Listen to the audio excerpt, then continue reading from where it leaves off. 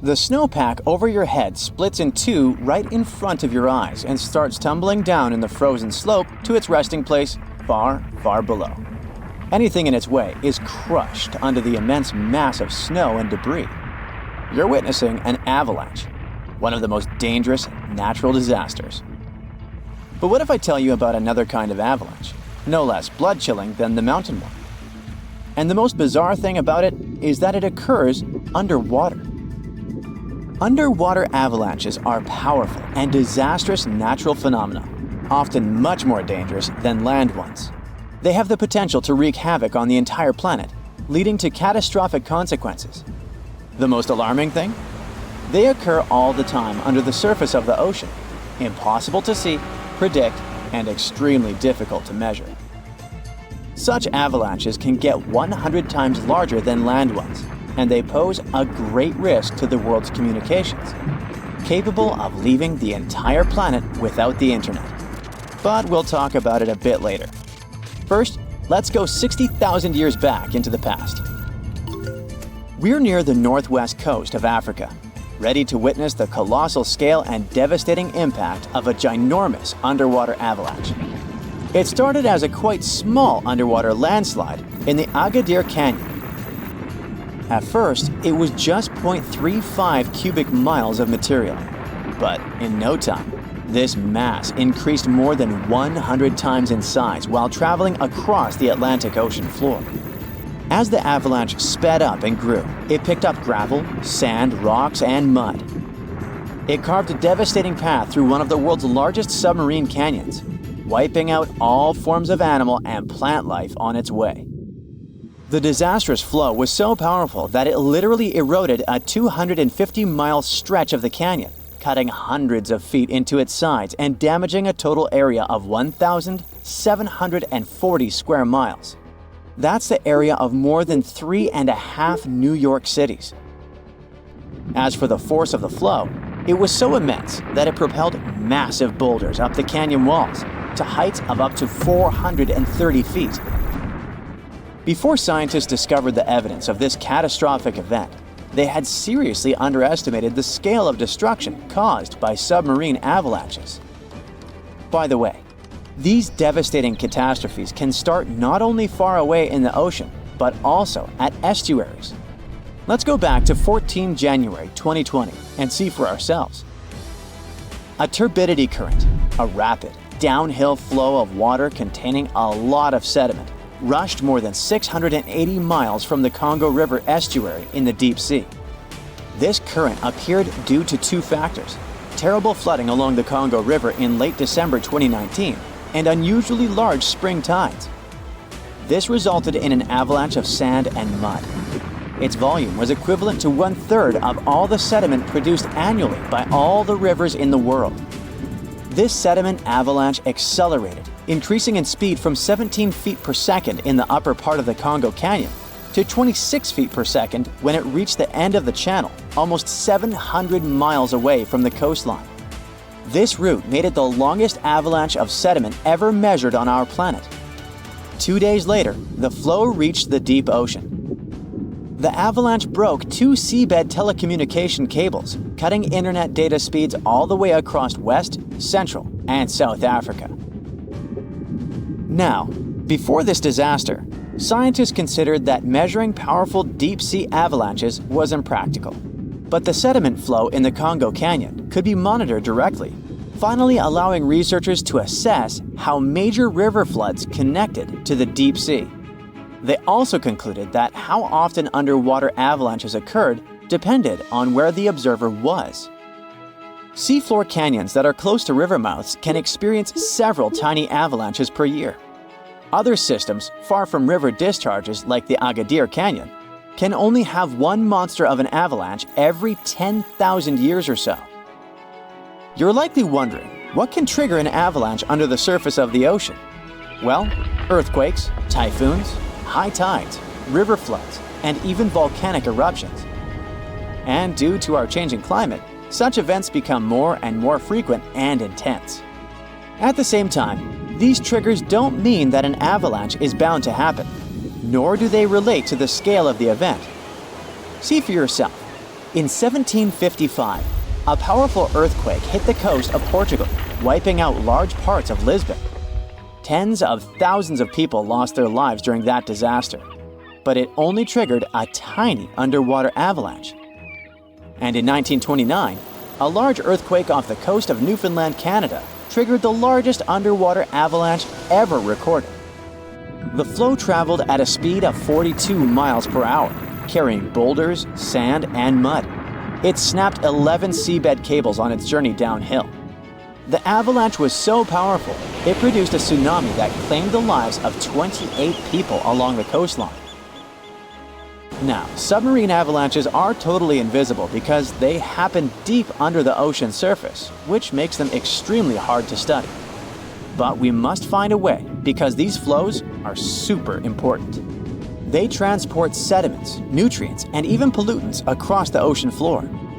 So, a research team from Liverpool decided to unravel this mystery. Over the last 40 years, they've collected more than 300 samples from the ocean floor. Combined with seismic and bathymetric data, which is a fancy word for ocean mapping, they managed to reconstruct a massive submarine avalanche. It was the first time an underwater avalanche of this size was mapped out. An even cooler thing, the event itself started off pretty modestly, but it quickly evolved into a colossal avalanche that grew to more than 650 feet tall. To put that into perspective, imagine a skyscraper-sized avalanche zooming from Liverpool to London, cutting a trench 100 feet deep and 9 miles wide. Then it spread out over an area bigger than the UK, covering it with several feet of sand and mud. That's like burying a whole country.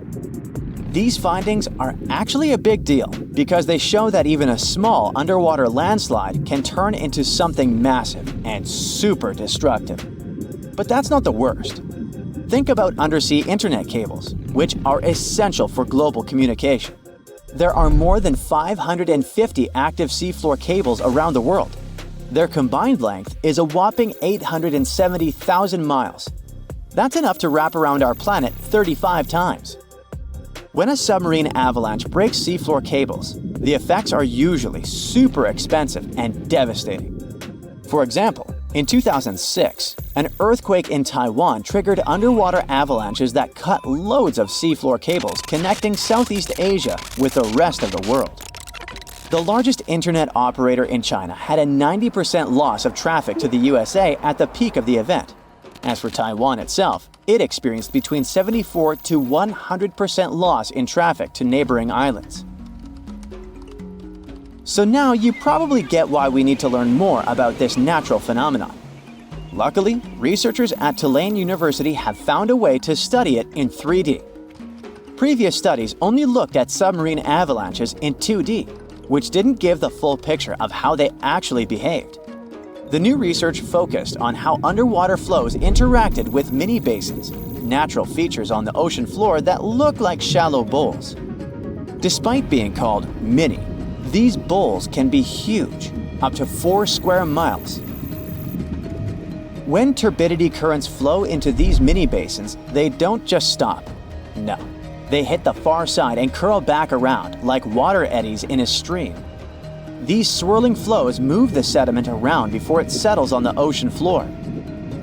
The size of the mini basin and the speed of the flow can change how the current behaves. If the basin is big and the current is slow, it starts to fill up with sediment. But if you crank up the flow speed or shrink the basin, the current starts to overflow, spilling over the basin. To study all this, the researchers created a mini version of a mini basin in a pool and used different speeds of flow to simulate turbidity currents. They even made their own sediment mixtures to see how different sizes of particles would behave. In the end, they managed to mimic real-life ocean conditions, but on a smaller, manageable scale. Pretty cool, huh? They say nothing is ever lost, and it's true. Let's discover ships frozen in time. The first one is truly fascinating. Here, the Antikythera shipwreck. It's a Greek trading ship from the 1st century BCE. It's located on the east side of the Greek island of Antikythera and at the merging point of the Aegean and Mediterranean seas. Around 2,000 years later, in 1900, a group of Greek sponge divers discovered the wreck. They were going to Tunisia, yet they were forced to find shelter from a storm on a nearby island.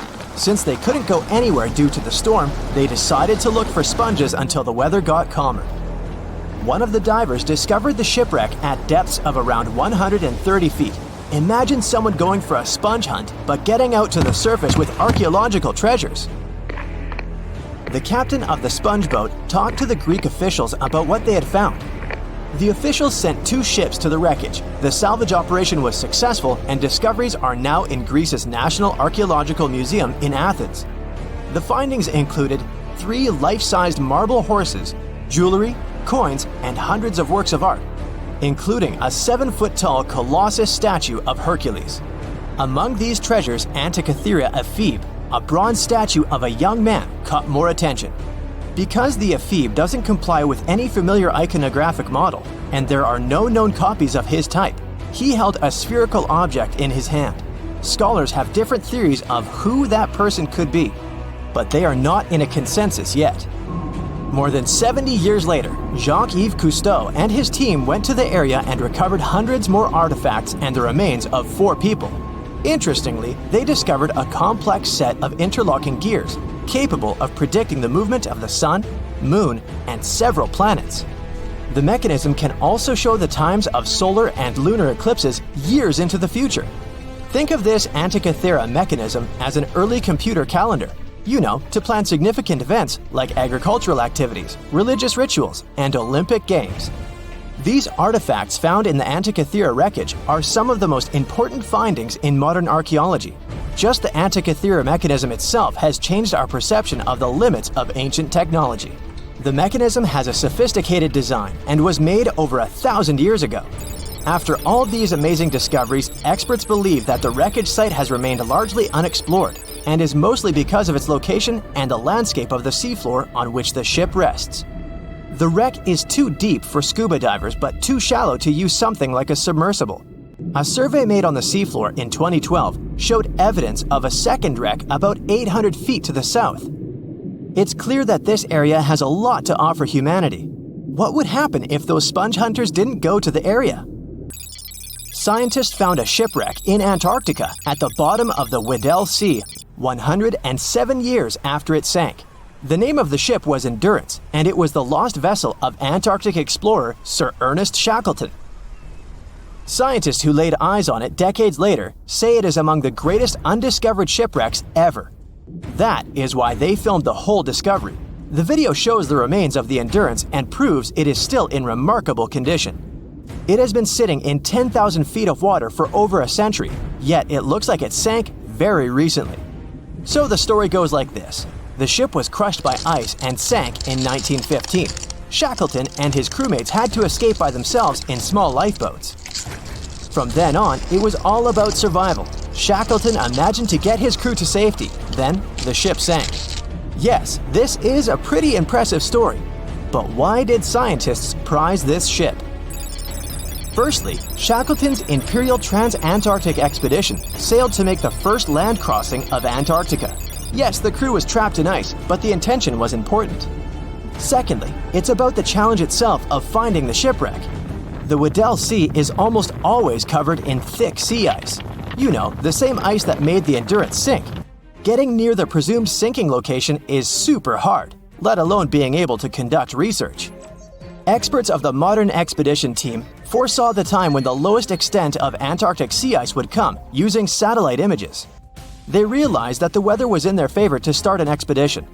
Dr. John Shears said that they have successfully completed the world's most difficult shipwreck search, fighting against constantly shifting sea ice, blizzards, and temperatures decreasing to -0.4 degrees Fahrenheit. Yeesh, I can't imagine the worst conditions in Antarctica if these conditions are in their favor. Lastly, look at this. It's timbers. They're very much intact. Plus, you can read the ship's name. It's still visible. Marine archaeologist Menson Bound says that this is the finest wooden shipwreck he has ever discovered. He has 50 years of career experience, so I believe the guy. So how come the wood is not rotten? Dr. Michelle Taylor, a deep-sea polar biologist, said that there has been little wood deterioration. Because the wood-munching animals are not in this forest-free region of Antarctica. Workers of a coal mine in East Serbia discovered 3 shipwrecks that had been there for at least 1,300 years. The largest shipwreck is an ancient Roman fleet. It's around 50 feet long with a flat bottom. It's estimated that the ship could carry a crew of 30 to 35 people. Looking at its hull, you can see the marks of repairs. Wow, this one had a lengthy career. You know, it gives us insight into more than 1,000 years ago. The 2 smaller vessels, on the other hand, match descriptions of boats used by Slavic groups to attack the Roman frontier. These 2 have been discovered under mud and clay in an ancient riverbed. Apparently, in those times, there was a Roman base in a place called Viminacium City. Interestingly, Viminacium was a provincial capital with an estimated 40,000 inhabitants in the 4th century CE. For comparison, it was even larger than Pompeii. The Kostelach coal mine is a center of hidden gems. Archaeologists had found evidence of ancient human and animal activity here before. For instance, in 2012, experts found bones of at least 5 woolly mammoths, which went extinct about 10,000 years ago. Canadian archaeologists found a ship 150 years after it went missing in the Canadian Arctic waters. This merchant ship is called HMS Investigator. It was purchased in 1848 to search for the explorer Sir John Franklin's ship that got lost in the Northwest Passage expedition. So, HMS Investigator left Britain in 1850 for this rescue operation. The expedition crew, captained by Robert McClure, sailed the Investigator into the water. He realized that he was in the final leg of the Northwest Passage, the sea route across North America. But before he could sail into the Beaufort Sea, the 122-ton ship itself got stuck in the thick ice. The crew spent the winter over the Prince of Wales Strait. The following summer, McClure tried again to sail to the end of the passage, but the ice blocked his way once more. Here, too, the crew was forced to leave the ship. He steered the crew into the Bay of Mercy. There, they were to remain until 1853 when the crew of the HMS Resolute rescued them. Imagine a crew of 60 people who had to spend 3 winters in the Arctic without even knowing if they would survive. Later on, the ship was found sitting upright in about 36 feet of water. It was in very good condition. Arctic water has prevented the outer deck of the vessel from deteriorating quickly. The outline of the ship and its timber can be clearly seen. Plus, archaeologists have uncovered artifacts on land left by the sailors. They had unloaded everything before abandoning the Investigator. 3 sailor graves and 1 British naval shipwreck had also been discovered in the area. I wonder what else they could find there. Wow, it's the only place where 1 minute you're learning 17 natural ways how to get rid of houseflies, and the next, you're taking an epic journey straight into a black hole. More than 10 billion, with a B, views in total. That's 47 billion minutes watched, or more than 70,000 years. That's all the way back to the Ice Age. No, I wasn't around then. 40,000 videos, hundreds of topics, and most importantly you, a whole 44 million of you. Our viewers. We could populate an entire country if we wanted to. We'd like to continue helping you learn and giving you useful skill improvement tips. Got a thirst for knowledge? We've prepared 4 masterclasses on creating a 2D character animation from scratch, 10 hours of video lessons, practical tasks using professional software, and additional materials that you can use with your own projects. Get the full course now and create your own animated masterpiece. No matter what happens, don't stop! We almost got it! 2 treasure seekers are digging frozen ground in a cornfield at night. It's raining hard, lightning is flashing, but these 2 guys keep working. And now the shovel hits something solid. No way! A treasure chest! They start digging faster and find a piece of a ship's engine. What the? Far from the seas and lakes, somewhere under the fields of Kansas City, they found a giant sunken ship. How is this possible? Now you'll see. Some people spend their lives searching for shipwrecks with treasures underground. One of them is explorer David Hawley. He's been looking for such ships far from the seas, rivers, and oceans for many years. He does this because he likes the feeling of adventure. The holds of these ships may contain chests of gold, antiques, and artifacts, and you can get a lot of money for them. David says you don't have to go into the ocean to find a sunken ship. They may be lying in your backyard. But why do ships end up buried underground among fields, farms, and plains? Let's find out using the example of Steamboat Great White Arabia. According to old records, the newspaper clippings, this ship had been carrying about 200 tons of treasure before it sank in 1856. Many rumors and local legends said the ship was lying underground a few miles northeast of Kansas City.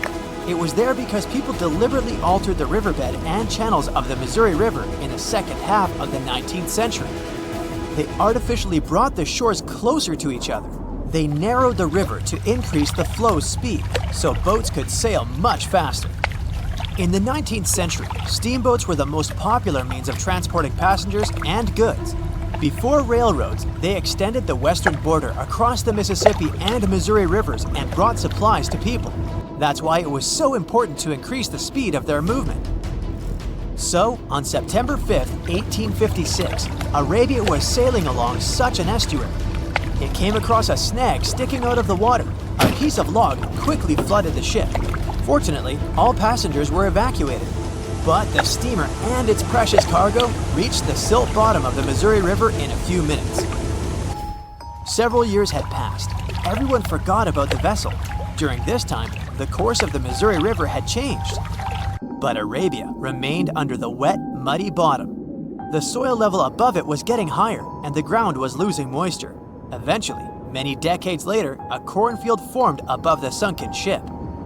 In the 1980s, one farmer owned this area, and he had no idea what was hidden in his territory. David Hawley carefully studied the history of the sunken ships of the USA. He knew that hundreds of steamers had gone underwater all over Missouri, but most of all, he was interested in Arabia, as there were rumors that it was filled with gold and other valuable things. The territory of cornfields in Kansas was vast, but David Hawley knew how to search properly. In 1987, he started working, first together with his brother and father. They collected all the clippings from old newspapers they could find. They were looking not only for information about the steamer, but also for maps of the Missouri River. They tracked its historical changes, checked the dates, and identified a large area where the steamer sank. Next, they used electromagnetic testing and other geological stuff to study the soil and find the right place. They searched for differences in ground moisture and density. Then, they went through the territory with powerful metal detectors. And so, by the fall of 1988, they had determined the location of the steamer. Arabia was the size of a football field. This gigantic vessel lay 45 feet underground, 4 stories down. But before they started excavating, they had to ask the owner of the cornfield for permission. For the farmer, this news was a big surprise. He agreed on the condition that the excavations would be completed by spring so that he could sow a new crop. Digging a giant ship in winter is much more difficult and expensive than at other times. It includes additional equipment, electricity, and heating costs. The team worked day and night. They financed the excavations out of their own pocket. Each invested more than $10,000 and took out a bank loan. Finally, they noticed the first details of the ship. The shovels hit the huge engine boilers and the deck. The goal had been achieved. Most of the cargo lying inside the sunken ships is covered with rust, shells, mud, and is badly damaged. The contents of Arabia were in excellent condition, considering that the ship had sunk 130 years prior. Unfortunately, they didn't find the chests of gold. Still, they got several tons of other valuable cargo, household items of people who lived in the middle of the 19th century. It was a time capsule. The ship was carrying supplies for hundreds and thousands of people, and all these things were perfectly preserved. For example, they could clearly see the brand stamp Goodyear Rubber Company on one rubber shoe. The longer the excavations continued, the more things David and his team found. In the barrels, they found plates from the 19th century. They were intact and usable. Also, there were clean clothes, thousands of pairs of shoes, harpoons, frying pans, and umbrellas. The ship was carrying cargo to supply about 16 small towns. Yes, it's not gold, but such artifacts are also precious. The contents of the ship could be worth millions. However, the crew wasn't going to sell these things. They made a museum on the site of a former fruit market in Kansas City. If you go there, you will immediately feel like you're in a department store of the 19th century. There are thousands of items in good condition. Even the matches here are dry enough to light up. It took David many years to present the entire collection from the steamship. He values each of the items and doesn't want to sell them. Anyone can come here, pay for a ticket, and find themselves in the past. Who knows, maybe there's an old ship hidden in your backyard too. Geologists found an older vessel in the hot desert of Namibia in 2008. This ship sailed back in the days when pirates scared sailors on the seas, and now it's inside a dried-up lagoon. The ship sailed from Lisbon in 1533 and disappeared with the crew near a small diamond mining town. After almost 500 years, the hull had been badly damaged. Only the carcass of the ship remained, but the treasure hidden inside the vessel stayed intact. They carefully studied the boat for a long time, trying not to ruin anything. And then, 5 days later, they found a big old chest in the hold. Carefully opening it, they found gold coins there. Thus, the cost of the ship was estimated at about $10 million. The exact cause of the shipwreck is unknown, but experts believe the ship was destroyed by heavy cargo and bad weather. It went to the bottom of a lagoon that later became a desert. Some find an airplane in their backyard, others discover a ship, and one man found a passage to an ancient secret city in his house. This happened in Turkey in 1963. The owners of the building decided to make repairs. He went to his basement and knocked down the wall to turn this place into a living room. And so, behind one wall, he found a tunnel leading underground. The man thought it was some kind of a secret chamber. He went down there and realized it was something much more than that. It was an ancient city 18 floors deep. People built it in the years 780 to 1180 as a refuge from weather disasters and the invasion of enemies. This place also includes many underground tunnels that stretch for several miles in different directions. People could get to the town from different points using secret passages leading to these roads. The city can accommodate about 20,000 residents, livestock, and tons of food supplies. Archaeologists have also found a chapel, schools, stables, and public kitchens there.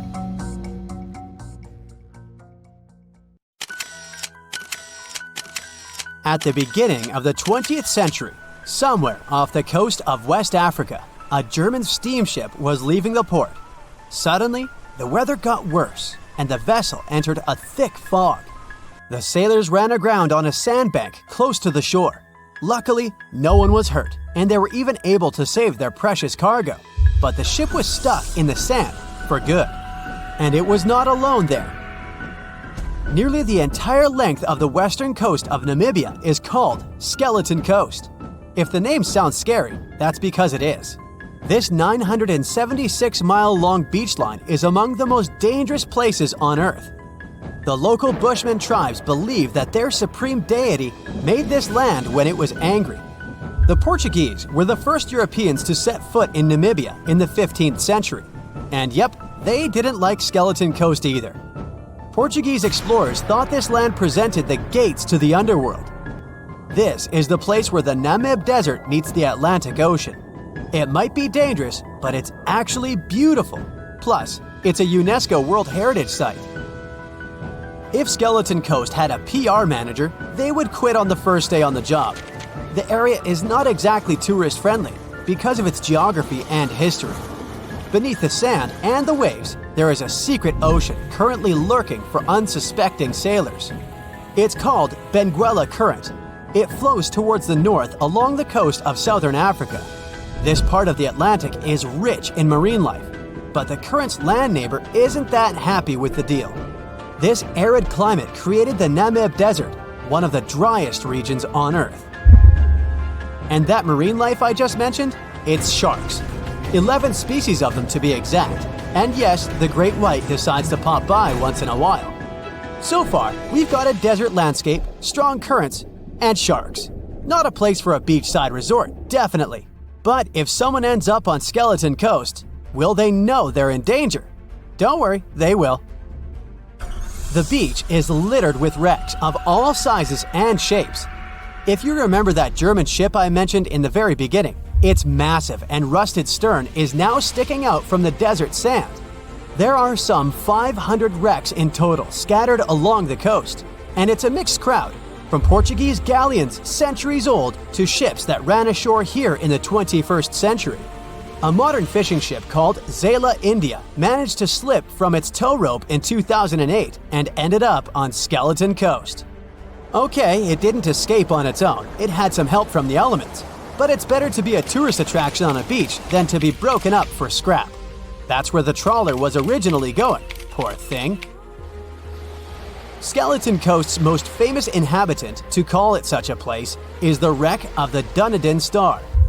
The British cargo liner ran aground here in 1942. The massive rescue operation that followed reveals why it's so dangerous for sailors to end up here. The rescuers managed to save all of the crew and passengers, but at a heavy price. An aircraft and a tugboat were lost in the process.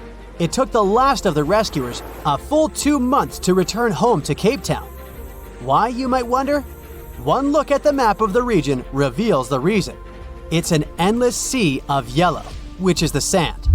There are so few roads here, so Skeleton Coast is hard to reach by land. There are also legal obstacles. You need a special permit to drive into the area. But the skeletons in the name of the area don't only refer to ships, they also stand for animal bones. Most of these belong to whales and seals. Many animals have adapted to the area, so lions and hyenas roam the coastline in search of a meal. Yeah, now there are hungry lions as well, as if those sharks weren't enough. Other animals with a temporary residence on Skeleton Coast include elephants, cheetahs, leopards, and giraffes. In 1971, the Namibian authorities established a national park here, but except for surfers, after an adrenaline rush, they don't get many visitors. You can understand why. The Namib Desert is the oldest desert in the world, and it's not very tourist-friendly either. Those who travel to the region should pack sunscreen and a warm winter jacket. A weird combo, right? Well, not so much when you think that during the day, temperatures soar over 110 degrees Fahrenheit. At night, the air temperature drops below freezing. What a climate roller coaster! And that's not the final danger. Yep, there's more. Remember how that German ship got lost in thick fog? Yeah, it wasn't a one-off event.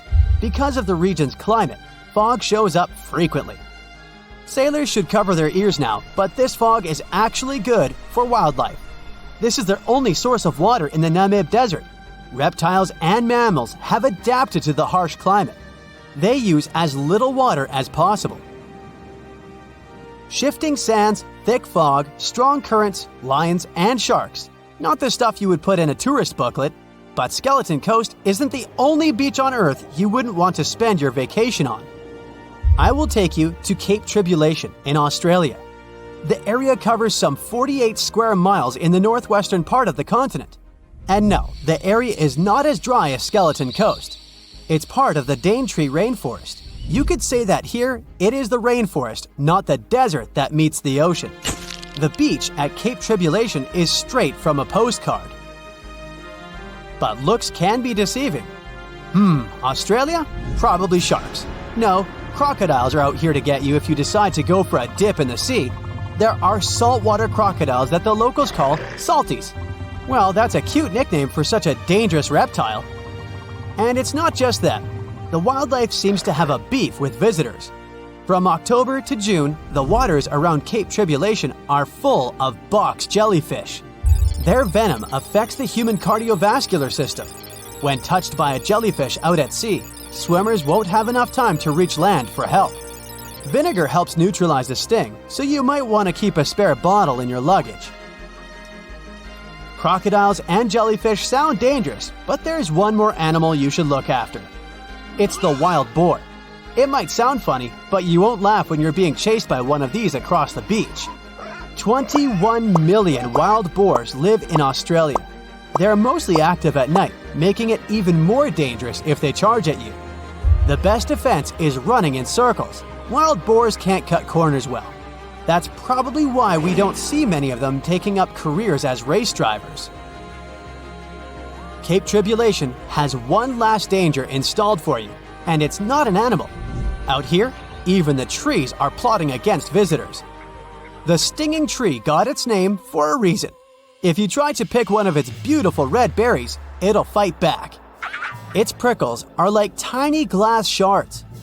The less than pleasant effect on your skin will last for a month. Then there is this wait a while bush. Who keeps naming them like this? This long vine has spikes that grab hold and just don't let go. They are so strong they can pull a human off a horse. You'll have to wait for someone to come by and save you from this thorny grabber. If you are about to cross this Australian beach from the vacation list, hold on for a second. Tourism is booming here. The local authorities have restricted access to all of the danger zones. Visitors go swimming in dreamy water holes that are surrounded by lush vegetation. There are even ropes to swing from. Now, that's a beach you can finally relax on. If I asked you to name the most famous shipwreck of all time, you'd go with the Titanic, right? The Atlantic Ocean, the hope for new life, heartbreaking love stories. It had it all to become a blockbuster. But I guess you've never heard of SS Princess Alice that submerged in the sewage of the River Thames, taking between 600 and 700 lives with it. Life in 19th century Victorian London wasn't easy, especially for working class folks. Affordable public transport and bank holidays made it a bit easier. The people could escape to the coast on a train or pleasure boat, even if it was just for a day. Sheerness on the Isle of Sheppey in Kent started as a fort under Henry VIII and then grew into a bustling town with a dockyard. When they added a railway station in 1863, it became a prime destination for day trippers and holidaymakers. Seaside promenades, charming piers, and a whole bunch of fun stuff to do by the sea. It had it all. A bit inland along the River Thames, you had the Rocherville Gardens. These gardens had archery lawns, bowls, mazes, lakes, cliff walks, and even a floral bazaar. Plus, there was an aviary, a bear pit, and a skeleton of a lost whale that had taken a wrong turn in the Thames. Londoners of the late 19th century could hop on a train or cruise along the Thames by boat, and both options were pretty popular. But on the 3rd of September, 1878, way more people than usual opted for the boat. They chose it over the railroad after a passenger train had collided with goods wagons in Kent, taking the lives of 5 people. The river felt like a safer way to go. One of the ships available for the trip was the SS Princess Alice.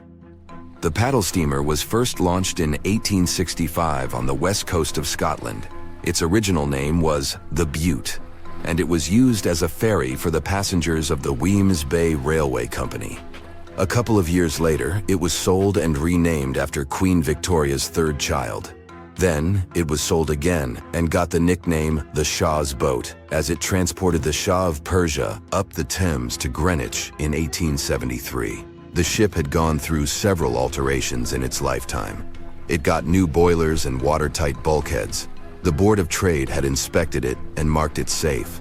In the year of its final voyage, it was officially allowed to carry up to 936 passengers between London and Gravesend in calm water.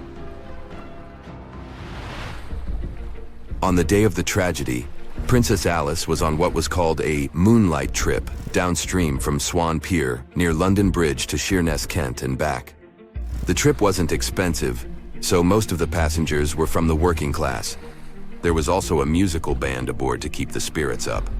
The 3rd of September was a bright day, and many families were happy they could catch some final summer sun rays and enjoy fresh sea air. The then owner of the ship, the London Steamboat Company, had several vessels working on the route. The passengers were free to hop on and off different ships. At around 6:30 p.m., after a beautiful day in the open, the SS Princess Alice headed back to Swan Pier. No one kept official lists of passengers, so we'll never know exactly how many people were on board that evening. But they say the steamer was close to its full capacity. As it got darker and cooler, many families decided to stay inside the saloon or in their cabins below. Some stories from the steamer sound like fate. The captain of Princess Alice let his steerer stay at Gravesend and replaced him with one of the passengers. John Ayres was a sailor but had little experience at the Thames or with a vessel like Princess Alice. Alfred Thomas Merriman, a chef from East London, had been offered to work on the steamer at the last moment. He was 30 years old and a father of 4, so he couldn't say no to extra money. At around 7:40 p.m., he was standing on the deck by the saloon door. By that time, Princess Alice had passed Tripcock Point and entered Galleon's Reach. The passengers could see the North Woolwich Pier in the distance. Many of them planned to disembark at that stop. And that's when Merriman noticed a huge ship carrying coal. It was Bywell Castle. This vessel normally carried coal to Africa, but it had just been repainted at a dry dock. Bywell Castle was going to Newcastle to pick up some coal and transport it to Alexandria, Egypt. The ship's captain, Harrison, wasn't too familiar with these waters, so he called in Christopher Dix, a seasoned Thames River pilot, to lend a hand, even though he didn't have to. The ship had a fancy raised forward part below the deck, and Dix couldn't quite see what was in front of him. So, they had a sailor on lookout duty. As they set sail from Millwall at the speed of 5 knots, 5.7 miles per hour, they tried to stick to the middle of the river, but other boats had other plans. When they were approaching Galleon's Reach, Dick spotted Princess Alice's red port light, headed their way, but planning to pass on the right side. At the same time, Grinstead, the captain of Princess Alice, was going against the river's flow, trying to find the smooth waters on the south side. He adjusted his course, steering into Bywell Castle's path. Both crews realized they were headed for a collision. Dix tried to steer clear and even ordered reverse full speed on the engines, but it was too late. The Bywell Castle collided head-on with the Princess Alice, which was much smaller, weighing less than a third of the 890-ton coal-carrying collier. It sliced the passenger steamer in two. As Merriman remembered later, laughter on board immediately changed into screaming and panic. Some people rushed to the bridge for safety. Merriman hurried to the captain, asking what to do next. The captain's response was grim. "We are sinking fast. Do your best." The ends of the steamer went high into the air, and the middle just sank, taking passengers with it. Those unfortunate ones who were below deck were tragically trapped. The impact caused tons of untreated sewage to gush from outlets near the collision site. The water became a frothy mess of unprocessed waste with a horrible odor. It was potent enough to make even the most resilient sailors retch. Amid the chaos, passengers struggled for life in the contaminated water. They inhaled lungfuls of hazardous waste without knowing. The crew aboard the Bywell Castle sprang into action. They dropped ropes from their deck, urging Princess Alice's passengers to climb aboard. Anything that could float, from planks to barrels, was tossed into the water to serve as flotation devices for those in need. Other members of their team launched a lifeboat, saving 14 people. Nearby boats, moored along the riverbanks, joined the mission, plucking survivors from the water. Many of Princess Alice's passengers didn't know how to swim, and it was even trickier for ladies wearing long, heavy dresses. Merriman was among the lucky ones who could swim. He first held on to a piece of wreckage, and then, when others got to it, swam away and caught onto a rope hanging over the side of the Bywell Castle. They managed to save around 130 people this way. Another survivor was Robert Haynes, who played in the Princess Alice band. He was fond of ships and had noticed the Bywell Castle a couple of minutes before the collision. He chose not to follow the rest of the band, who went downstairs for a break, and that saved his life. Princess Alice's sister ship, Duke of Teck, arrived 10 minutes too late to assist with the rescue efforts. Only 2 people who had been below deck or in the saloon managed to survive the collision. We still don't know the total count of lives taken on that day. but it's somewhere between 650 and 700. And what makes this story even more tragic is that it has been mostly forgotten. What is a boat doing in the middle of a desert? You would expect to find a seagoing vessel closer to shore. This is the question archaeologists had been asking for decades. In 1988, there was a storm near one of the most important archaeological sites in ancient Egypt. A wooden structure emerged from the sand. It was hollowed out by termites. Scientists were determined to solve its mystery. In 2000, they began excavating the site near Abydos, Abydos. An American team of experts soon discovered a boat that was 70 feet long, and it wasn't alone. In total, there were 14 boats neatly resting next to each other. It was impossible to completely dig out the boats because of their poor condition. Luckily, the wood was preserved enough to get a sample. Analyses revealed that the boats were around 5,000 years old, the oldest fleet in human history to this date. The time of their construction predates the pyramids at Giza by half a millennium. Each ship of the fleet rested in a vault that matched its dimensions. The room was roughly a third of the size of a tennis court. It had mud brick walls that featured more than 120 drawings of boats. Ancient Egyptians incised them on whitewashed walls that were excellently preserved. Scientists have known about these mysterious chambers for well over a century. 1901, 1902. A British archaeologist, Arthur Weigel, stumbled upon a strange structure west of the River Nile. His team caught a glimpse of the interior walls. Sadly, a section of the roof collapsed, so they had to call off further exploration. Researchers abandoned the site, but its location remained on the maps. The boat's position first led scientists to think that they rested on a bank of the mighty Nile. But there was a problem with this theory. Today, the river flows almost 7 miles west of Abydos. Further studies of the surrounding terrain showed the Nile didn't change its course throughout history. Also, if the boats floated near a dock, they would be in unstable positions. The 14 vessels at Abydos were perfectly parallel to each other. There was only one conclusion possible. Someone had deliberately placed them like that. They must have gone through a lot of effort. Each boat had enough room for up to 30 rowers. These vessels could really float. They weren't models, but scholars still don't know if they actually sailed any body of water in ancient Egypt. This doesn't diminish the importance of the find. Previously, archaeologists found only small-scale models. In King Tut's tomb alone, there were 35 boat models. For a long time, these figurines were the only clues as to how ancient Egyptian vessels looked like. The boat's design confirms that they were the real deal. They are the earliest surviving examples of something called built boats. Ancient people constructed primitive vessels by hollowing out large tree trunks. The alternative was reed that was tied together to form a raft. The boats at Abydos had planks tied together. This was a major breakthrough in shipbuilding. During their lifetime, the boats must have seemed impressive.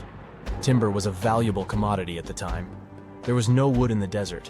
Cedar had to be imported from Lebanon. The only person who could afford such luxury was the pharaoh.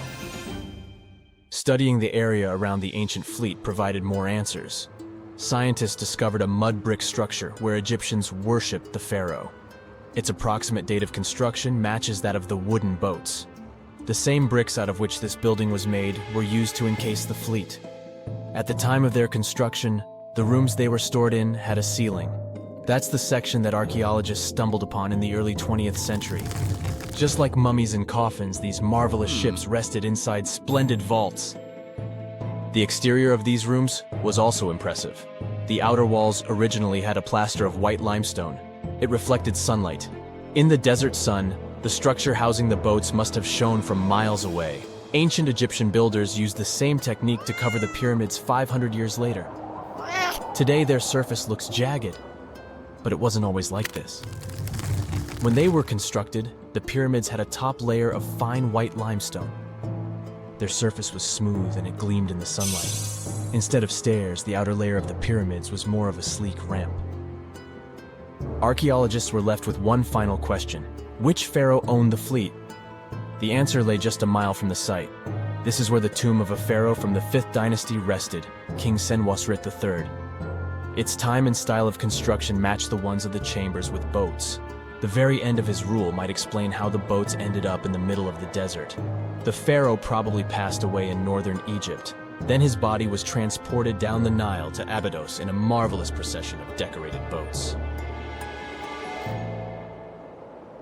The vessels were later lowered to chambers near the final resting place of their owner. This had a symbolic meaning. In the ancient Egyptians' belief system, ships played a key role. Their supreme deity was Ra. He traveled through the sky during the day in the form of the sun. At nighttime, he sailed through the netherworld in a solar boat. The pharaoh identified himself with Ra. That's why he needed boats in the afterlife. That was the only way to regenerate himself. Just as the sun rises every day above the horizon. This belief existed for thousands of years. The more famous Pharaoh Khufu also had a ship.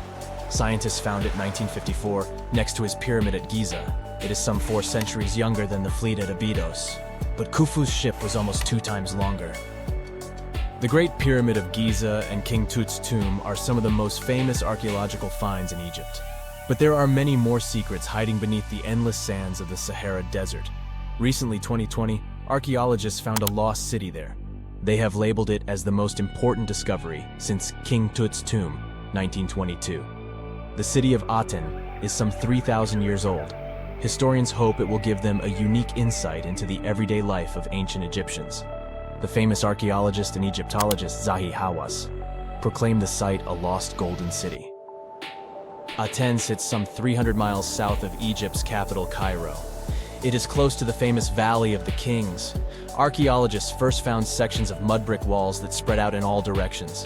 They discovered complete rooms with tools of everyday life inside. The research team unearthed a bakery, a residential neighborhood, and an administrative district. They all date back to the time when the Egyptian civilization was the wealthiest in its long history. They were also the first to make objects from iron. In 1911, scientists found a set of iron beads near a village in Lower Egypt, El Gurza. These are the earliest known iron artifacts. The discovery is literally out of this world. Ancient people made them by beating into shape a piece of a meteorite. The 9 beads were once part of an ornate necklace. They are now blackened and corroded, which is perfectly normal for a piece of jewelry that is over 5,000 years old. They consist of an iron-nickel alloy. Researchers were impressed by the skill of ancient jewelers who processed the beads. Their craftsmanship is more impressive when you think that they didn't know the stellar origins of the material. The Great Pyramid of Giza also has a remarkable feature. An international research group investigated the electromagnetic response of the structure to radio waves. They found that the pyramid has the ability to concentrate electromagnetic energy inside it.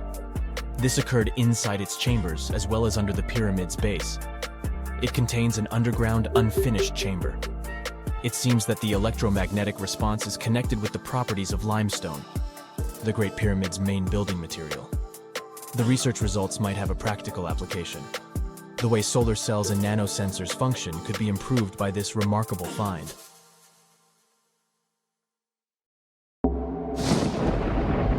There's a ship drifting somewhere in the ocean without a crew.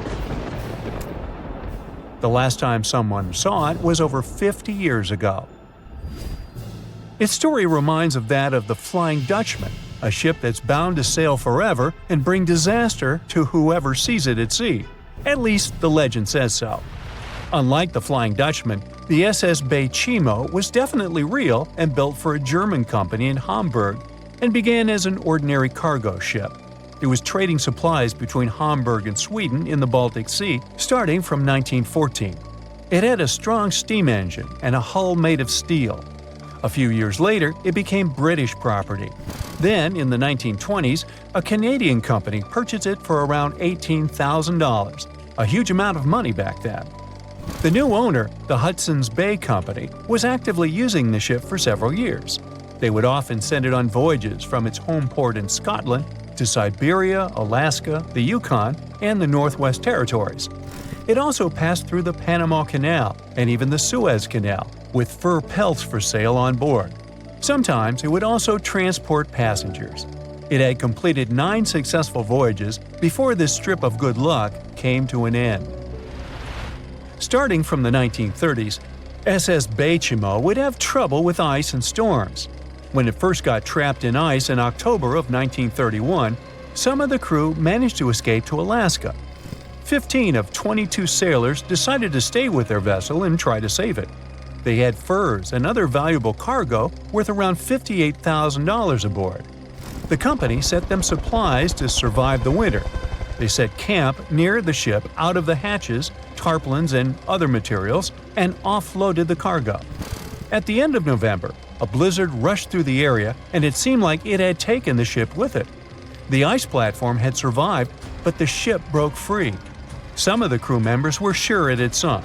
But soon after, they heard from one of the locals who had spotted their ship around 45 miles away from their camp. The crew moved on with their lives, and the ship started its journey as a runaway vessel. People would spot SS Chimo once a year or so, all the way until 1965. It was mostly spotted off the coast of Alaska. A man going to Nome with his sled dog, along with prospectors, explorers, and treasure hunters, all claimed to have seen SS Chimo. Someone tried to board it and take it to port, but ended up stranded on it for days because of horrible weather. Others got luckier and managed to take a whaleboat, some furniture, and other valuables from the vessel. Those who got close to the ship saw that it was damaged and missing the propeller. Still, it stayed afloat without a crew for at least 38 years and became the longest sailing ghost ship in history. In 2006, the Alaskan authorities started a project to solve the mystery of this ghost ship of the Arctic and finally find SS Chimo, either still above or below the water. So far, the project has not been a success. SS Chimo remains one of the estimated 4,000 ships that have disappeared off Alaskan shores. If the legend of the 17th century isn't lying, this ghost ship could be sailing somewhere along the Flying Dutchman. It belonged to the Dutch East India Company. Its captain managed to do the impossible for that time and sailed from Holland to Indonesia in only 3 months. They said he was flying over the sea, and some evil tongues explained that he had made a deal with evil forces to achieve that. Once the ship was sailing back home, its captain and crew disappeared without a trace.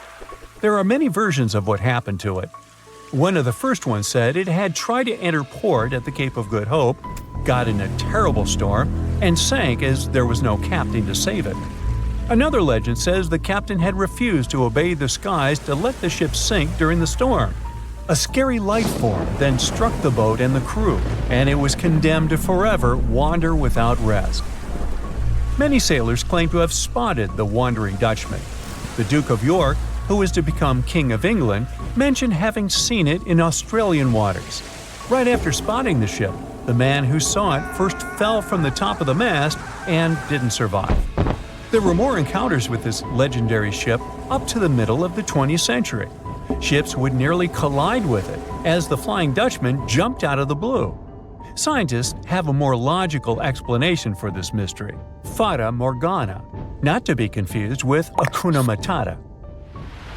Now, when you're out at sea on a hot day and the air is all wavy, it feels like when you look at the road on a scorching summer day.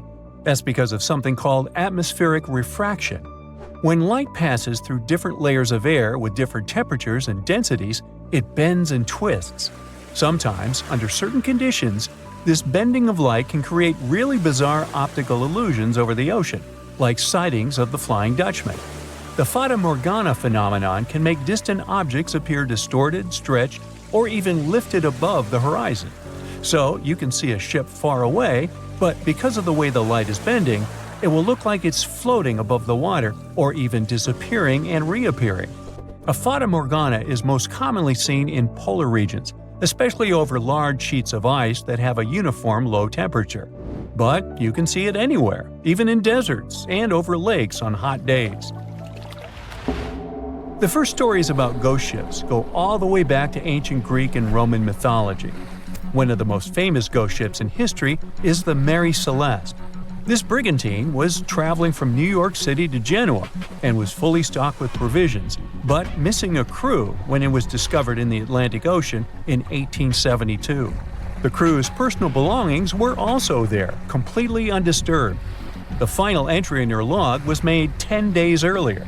We still don't know what happened to its crew, and the ship has inspired many spooky stories and legends. The Lady Lovibond was another legendary schooner that is believed to have been wrecked off the coast of Kent in the middle of the 18th century. The story tells that the ship's captain, Simon Reed, had just got married and took his bride on board for a celebratory cruise, despite the superstition that it could bring bad luck. They were on their way to Portugal when the first mate, who is also in love with the captain's new wife, went mad because of jealousy, attacked another crew member, and then took over the wheel and steered the ship straight into the dreaded Goodwin Sands. No one aboard survived, and the schooner is said to reappear as a ghost vessel every 50 years. In present times, many vessels become abandoned and turned into ghost ships intentionally. There are thousands of them floating in U.S. rivers, lakes, channels, and coastal waters. Some people lose their boats in storms and other extreme weather. Others have to abandon their boats because maintaining them can cost 10% of the boat's price. Plus, docking a vessel can add up to several $1,000s every year. Most boats have been made of fiberglass, so an owner can't just recycle them as scrap metal. So, once they want to get rid of it, they often tie it to a dock and sneak away, or leave it floating far away from the shore, or just try to sink it. When ghost ships sink in shallow waters, they can cause damage to coral reefs, mangroves, marshlands, oyster habitats, and wetlands. Plus, they can collide with unsuspecting regular ships and cause real trouble. So, don't do that. Enough said. A ship is traveling across the Atlantic Ocean when a storm starts. At first, the situation doesn't seem to be very bad, but soon, people on board the ship realize that the storm is intensifying. Waves are huge, and nothing can save the ship. It's starting to sink. On board, there's only one lifeboat. Sadly, it can only hold one person. The captain is in a terrible situation. He needs to decide which passenger can be given a chance to survive. Besides the captain, there are 8 people on board. Some of them seem to be lovely. Others look like villains. But you might not know the truth until it's too late. The first passenger is Alex, a 28-year-old talented artist. He's just had his first international exhibition and is boasting about that left and right. He claims to dream of inspiring the world with his art, but did I mention it's his shy twin brother who painted those masterpieces? And Alex just steals his shine? Next is 23-year-old Maria, who's 8 months pregnant. She's quite spoiled, often behaves unreasonably, and treats the staff on board badly. She's traveling home to her husband, but little does he know that the kid is not his, but his best friend's. And she's been cheating on him since forever. Though we can't let this innocent soul perish, can we? Despite his untidy appearance, this 65-year-old scientist, Professor Marcus, is a leading researcher in the field of gene therapy. He's working on a breakthrough that could save millions of lives, but there are skeletons in his closet too. It's been 15 years since anyone saw his wife, Judith. Does Marcus's scientific progress have something to do with the mysterious disappearance of his wife? Dr. Anna is 34 years old. She's a surgeon who's saved hundreds of lives during natural disasters. She succeeded as a doctor, but failed as a parent. Her 3 daughters live with their dad and don't want to hear anything about their mother. 78-year-old Teresa is a widow whose family gave up on her because of her bad temper. She's traveling for the last time in her life to visit her late husband's grave. A little boy, Mark, is just 7 years old, but his unruly character has caused a lot of arguments between the other passengers. He's traveling alone since his parents are supposed to meet him on the shore. This brat's parents are too busy working, so he gets more and more uncontrollable. Who knows what he'll be capable of doing in 10 years or so? A robot android, Alpha 3, is also on board the ship. It has an artificial intelligence created to assist in expeditions. It can also control the ship in emergency cases. And the last passenger is Emily. This beautiful and charming woman is 30 years old. She lives off of powerful, old, rich men and has enough money to burn. She hasn't worked a single day in her entire life and just travels the world. To make his choice, the captain invites each of the passengers to listen to their stories. He asks each of them just one question. Why would you be the one to survive? Alex says, "You see, my art can inspire and change the world.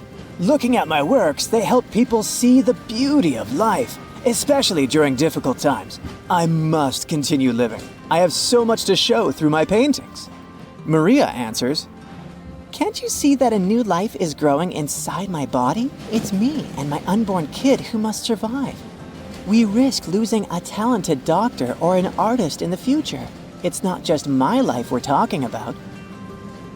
Professor Marcus says, "My work is not finished yet. It might save thousands of lives. I'm close to a breakthrough and I need to live to make it." Dr. Anna says, "My hands save lives. I have proven many times that I can do the impossible in extreme conditions. The world can't lose my skills and knowledge." The elderly woman begs, "Please, you must understand me.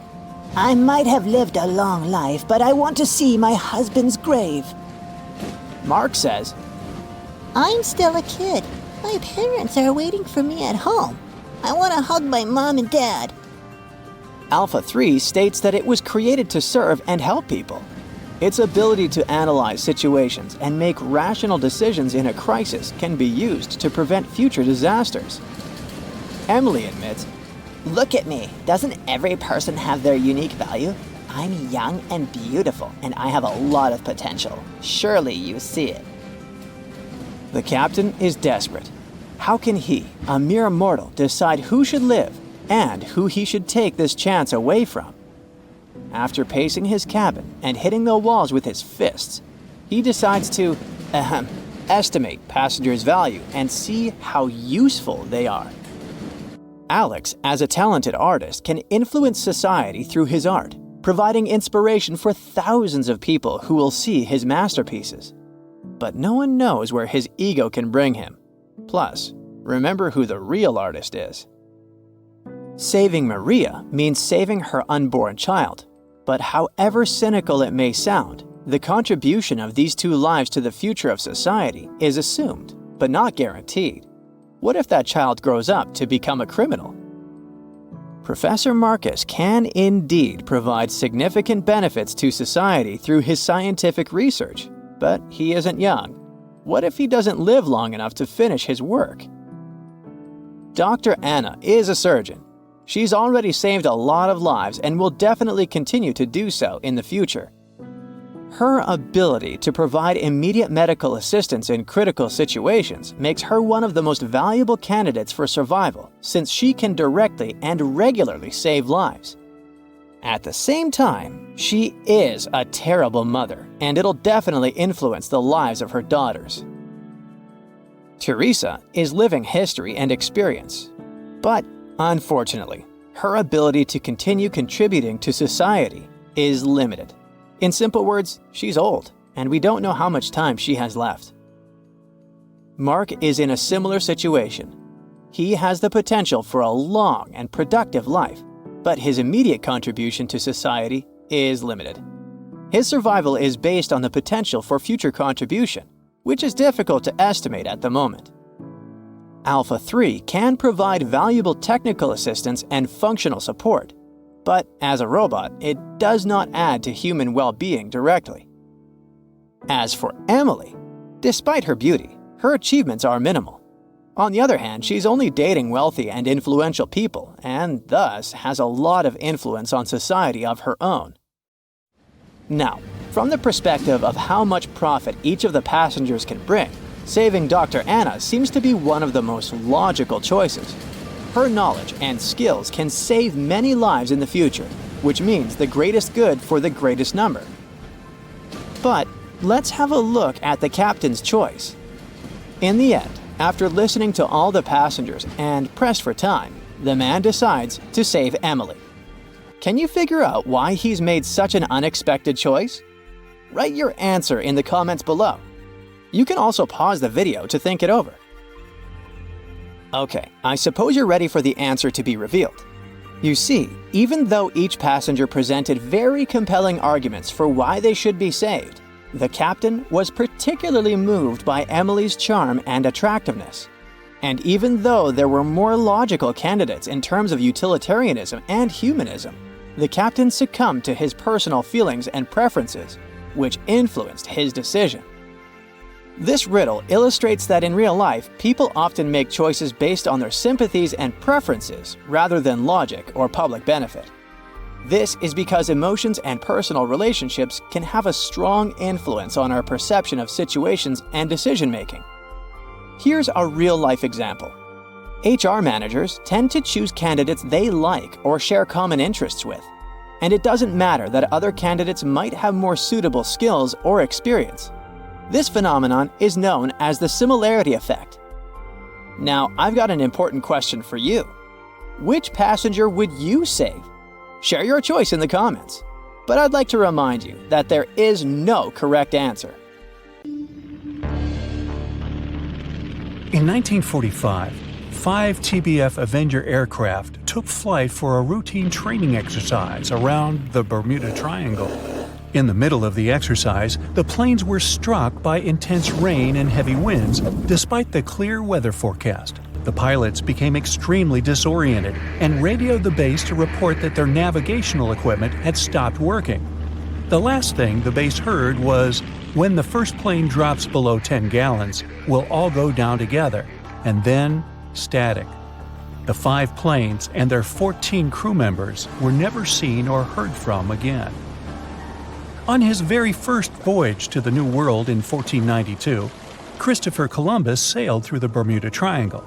Columbus reported that one night when he was on the deck of the ship, he noticed a giant light appear in the distance, unlike anything he had ever seen before.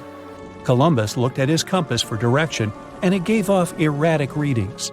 You might have noticed that the Bermuda Triangle doesn't appear on any world map. This is because official institutions refuse to acknowledge that the area actually exists. A popular theory suggests that rogue waves are responsible for the many disappearances. Rogue waves are called extreme storm waves by scientists. They occur when different weather patterns take place at the same time and cause large, unexpected waves. Witnesses say that the waves look like giant walls of water. These waves could explain why ships go down fast and without leaving any trace. The Bermuda Triangle is home to some pretty intense and unexpected weather. Storms build up quickly and unexpectedly, then disappear soon after. If you blink, you might miss it. This could explain why few distress signals are issued. Pilots and sailors never saw the weather coming. No one knows exactly how many ships and planes have disappeared in the Bermuda Triangle. The rough estimate is 50 ships and 20 planes. Most of the time, the disappearances had no explanation and no wreckage has ever been left behind. Another bizarre theory trying to solve the Bermuda Triangle mystery comes from Charlie Berlitz. He insists that the area is home to the lost city of Atlantis. The missing ships and planes and malfunctioning equipment, according to him, were all caused by rays of energy let out by the special energy crystals that power Atlantis. While this sounds silly, Berlitz's theory was convincing enough that over 20 million people bought his book worldwide. In the year 1800, a large sailing vessel called the USS Pickering departed from the U.S. on its way to the West Indies. The ship sailed into the Bermuda Triangle along with its 90-man crew and was never heard from again. The USS Pickering was the first ever confirmed ship to vanish in the Bermuda Triangle. It's believed that the ship was taken out by a storm, but because no wreckage was ever found, we'll never know for sure. When the TBF Avenger planes went missing, a massive search operation was conducted. Boats and planes searched the Bermuda Triangle for any signs of the aircraft. One of the boats searching was a PBM-5 Mariner airboat. The airboat took flight at 7:27 p.m. and called in a routine radio message 3 minutes later. Then, it was never heard from again. No trace was ever found of the rescue airboat or the 5 Avenger aircraft. An enormous investigation was launched into the disappearance of all these vehicles, but nothing was ever discovered. This particular area of the ocean is one of the most heavily traveled shipping routes in the world. Some skeptics believe that this fact solves the mystery. Statistically, the busier the area, the higher the frequency of accidents and disappearances. While this makes sense, it's not the frequency of disappearances that's responsible for the mystery of the Bermuda Triangle. It's the lack of explanation or wreckage found. On the ocean floor, decomposing organisms let off large concentrations of methane gas that gets trapped under the water. This gas can build up until, boom, it ruptures. The gas surges up to the surface and erupts. If a ship was in the area of one of these ruptures, the water would become much less dense and cause the ship to sink rapidly and without warning. Scientists believe this could be the cause of the many disappearances in the Bermuda Triangle. While this theory makes a lot of sense, it doesn't seem too likely. The U.S. Geological Survey has stated that no large releases of gas are believed to have occurred in this area for the past 15,000 years. The ocean floor is made of rocks containing a lot of magnetite. It's more like iron. Magnetic fields react to high concentrations of magnetite on the ocean floor, which may start a sort of conflict between the two. It can often lead to various weather anomalies and, as a result, navigation issues. And, naturally, any changes in the ocean floor or the Earth's magnetic fields influence the Bermuda Triangle a lot. Since the magnetic field is constantly moving, it might be also taking the Bermuda Triangle with it. Now that people know where the triangle is, it's easy to avoid it. It supposedly moves eastward together with the magnetic poles. But scientists still can't answer where exactly it will be in a couple of years. Some people blame all the disasters on the extraterrestrial paranormal activity. Others suppose it's all about raging natural phenomena. There's another triangle in Lake Michigan. Just like the one near Bermuda, the Michigan Triangle got its shady reputation for some disappearances. The first recorded one dates back to 1679. A large vessel, one of the largest of that time, set out on an expedition. Yet, once it got in the sinister triangle, it never came back. Much later, an aircraft disappeared in this triangle. The skies are usually very clear there, but back in 1883, some people witnessed abnormal things in the area. Some claim to have seen large blocks of ice falling from the skies, and the crew even managed to save one as hard proof. Meanwhile, the Pacific Ocean Mystery Area is another sinister triangle. Off the south coast of Japan, not far away from Tokyo, there's a sea where plenty of ships met their doom, disappearing without a trace in these waters. They call it the Devil's Triangle. Some scientists believe the cause of anomalies is the environmental changes. Also, there's a really high concentration of methane hydrates on the bottom of the ocean in the Pacific Triangle area. You're deviating from your original course and sailing in the wrong direction. There's the Caribbean Sea near the triangle, peppered with small islands. The seafloor here isn't deep. The ship can get in shallow waters. And now the ship is stuck on a shoal, and you have no idea where you are. If this were the 21st century, the ship's captain would be able to reach the shore using GPS and other modern navigation. But the most interesting thing is that the compass would work correctly this time, since the magnetic North Pole hasn't already coincided with the true one for a long time in the territory of the Bermuda Triangle. The agonic line is somewhere far away from here. There are no problems with navigation now, but for some reason, this is where ships disappear. In fact, not just here. Throughout the Atlantic Ocean, there are places where many more ships were gone. The Bermuda Triangle is not even in the top 10 of such places. One of the main reasons why many ships are lost here is that one of the most popular shipping routes in the Atlantic passes through the Bermuda Triangle. And the more ships in one place, the more shipwrecks. Simple probability. Then, it just starts getting weird. Other theories say that there's a space-time rift in this region. Ships and planes fall into this rift and end up in the past or the future. But for some reason, there's not a single proof of this myth.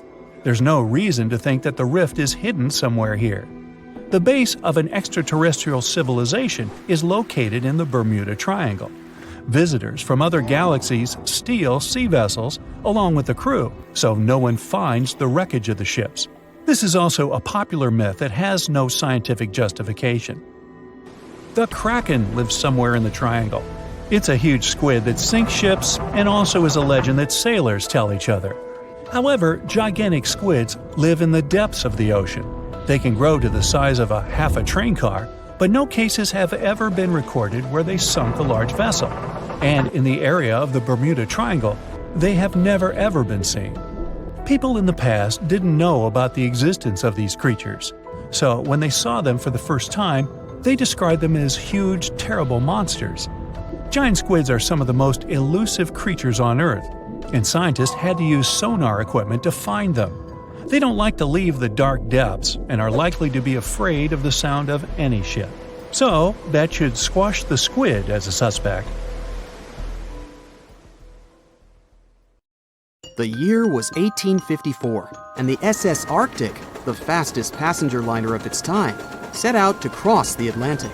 As it sailed through the misty veil, it slowly disappeared into the unknown. The Collins Line, an American shipping company, was started in 1818 and only began seriously trading in the transatlantic by 1835. Its steamships crossed the Atlantic from Liverpool to New York within just 10 days. Doesn't sound like a great speed today, I know, but back then, the same thing took other ships several weeks.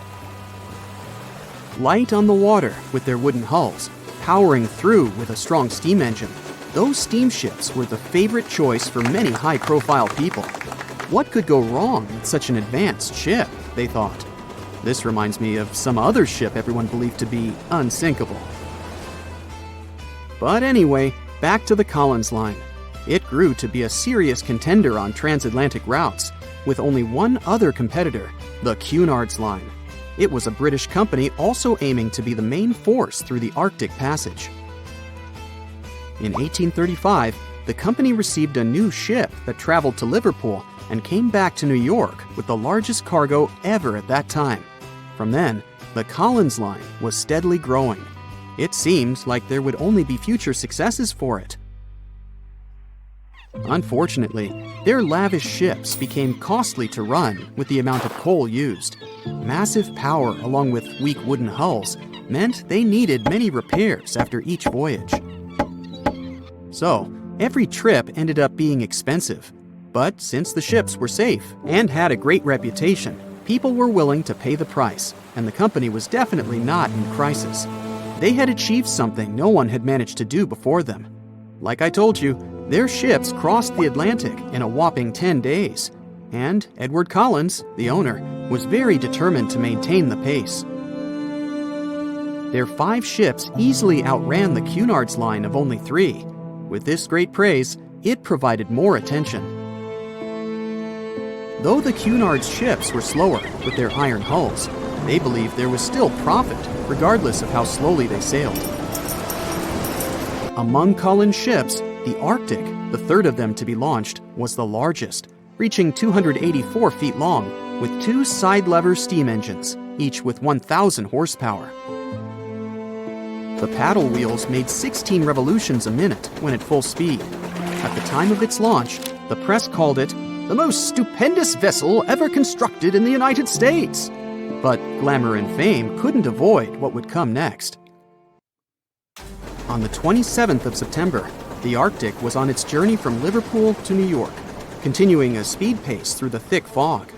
It's possible that by that moment, after 4 years of record-breaking trips, the crew became overconfident with their sailing and the ship. Going only 50 miles from Newfoundland, they carelessly continued through the fog with no radio contact, sonar, or any other form of identifying objects, equipped only with Morse code. A smaller ship, the SS Vesta, which operated as a fishing vessel, often worked around Newfoundland. It was passing through the same path as the Arctic and crashed into its side. Shocked by the collision, the captain of the Arctic offered help to the much smaller Vesta, but it was soon clear that the damage that seemed minor on the Arctic was far worse. Beneath the waterline, a hole was letting water into the hull. The cost of the much faster wooden hull now seemed less valuable. They steered toward land, trying to plug the holes, but they weren't doing so well, and the seawater continued to pour in, filling up higher and pushing the ship down. And finally, once the engine room was full, it put out the boilers, taking away the massive power the Arctic was once legendary for. They moved slowly until coming to a complete stop. The ship continued to sink, and the order was to abandon it. At the time, maritime law allowed for the Arctic to carry only 6 lifeboats, only capable of saving 180 people. The crew and some of the passengers managed to push their way aboard and took most of the seats on those boats. Things were pretty wild, and everyone forgot about their manners, not letting the ladies and the youngest ones board first. It took 4 hours for the Arctic to sink. 150 crew and 250 passengers were on board. Those that weren't able to find a lifeboat made a desperate attempt to build their own rafts from parts of the ship. 2 days later, only 3 boats made it safely to the shore. The other 3 were never found. Believe it or not, the rescue party also saved some people that had been clinging to the wreckage for 2 days. Unlike the crew, the captain went down with the Arctic, but amazingly survived. He would be only one of 85 people that made it, out of the 400 on board. When the news arrived 2 weeks later, the public responded with great sadness to the losses. Great anger soon followed towards the poor safety measures and the crew. The press published demands to change the laws for more lifeboats. It only made sense to have enough for every person on board a ship. But they ignored those requests. This neglect would lead to more disasters in the future. Enough lifeboats would only come into maritime law some 60 years later, after the disaster of the Titanic. Edward Collins' wife and 2 children were also aboard the ship and didn't return. He was heartbroken, but didn't stop running his business. The Collins line still had a reputation to uphold, the biggest, fastest, and most luxurious on the Atlantic. Edward Collins would now build an even better ship than any other. It was named the Adriatic, and it was the largest ship in the world, 354 feet long. With 2 alternating steam engines that had never been built of this size. These steam engines at the time were at the height of engineering, though today you can only see them in models and toys. With the new addition of 2 masts, the Adriatic would also be able to sail if needed. Luckily, they made some lessons from the disaster of the Arctic. But before their new ship, the Adriatic, was built, another disaster had occurred. The sister ship of the Arctic had also sunk.